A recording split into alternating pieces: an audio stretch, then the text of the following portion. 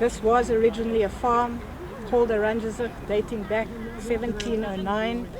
Pieter van Breda coming all the way from Flanders in the Netherlands, planting food for the growing population in the Cape Colony. Abundant water on the site due to the field of springs just below us.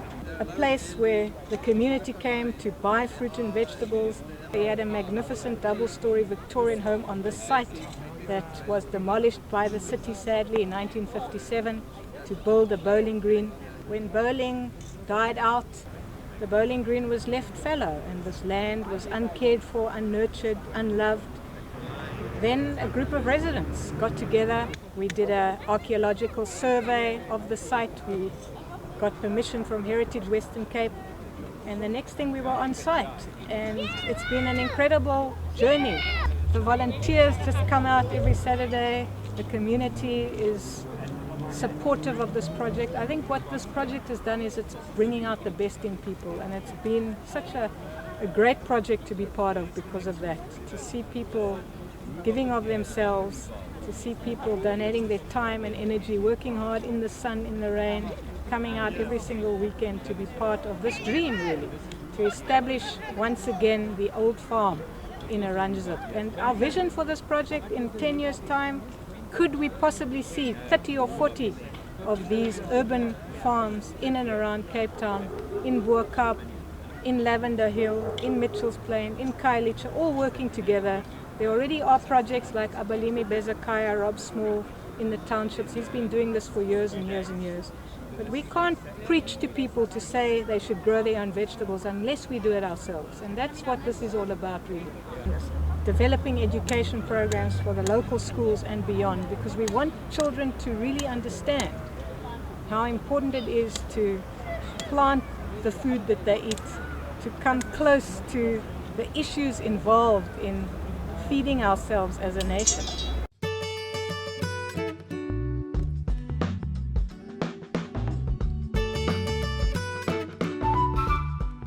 It's organic fertilizer from Calborn. It's like the Rolls Royce of organic fertilizer. Normally we wouldn't be using it, we'd be making our own. But in the beginning I need a kind of a bit of a boost.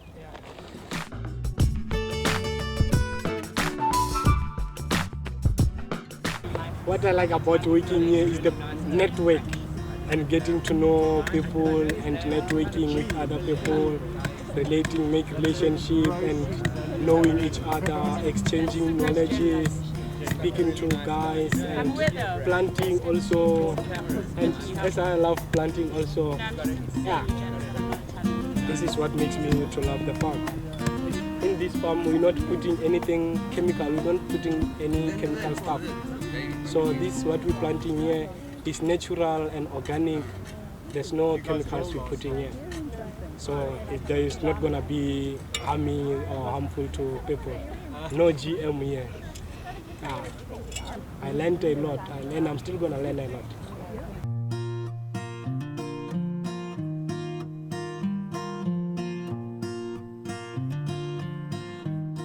We're putting compost, but we'll have to make good soil. I reckon in 2 years' time, the soil will be where we want it.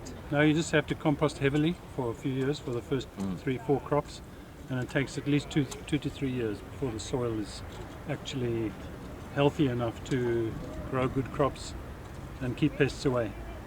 People are more and more thinking about organic, so I think it can become sustainable. You know, with some kind of lateral thinking, we can make it. And obviously, you know, pilot project, more of them. And we've got to, one thing, we've got to learn to market ourselves. You know, to say, you want the best chard in town, get it, come here. You know, it's grown the right way. I mean, I just see the stuff that Brian, and I've been eating Brian's vegetables in the last 2 weeks. The stuff I buy in the supermarket is dead, it's gone. And I take Brian's one. I Rocket from, no, I didn't buy it, he actually gave it to me. Well, I didn't pay for it. I took Rocket home. He stole it from me. Yeah, I stole some of his Rocket. I ate it almost a week later, and it was still crisp. Because it's organic, it's different. It's kind of got the right stuff, you know. This project will only work if one understands it's going to have different arms. different ways of getting income and different activities. So the vegetables will be one thing. A small market will be another. So people like myself and some little boy came in today with bottled stuff to sell. And then there'll also probably be a training. It's an ideal place to train. Perfect. You can train people in the neighborhood to do their own gardens. Yes. I think, I mean, as you're saying, there's different. I think at some stage we'd probably have to end up going out and even going to people's homes and their land and kind of a consultancy. And we have to find those kind of income generating to make it sustainable. I mean, There's if a we local had, school asking for talks. So people from this place, from this project, going to local schools, talking to them about organics and environmental issues, recycling, all that kind of stuff. So there's a lot of opportunities, and it's going to work with all those different, I don't know what the word is, arrows in the quiver. Yeah.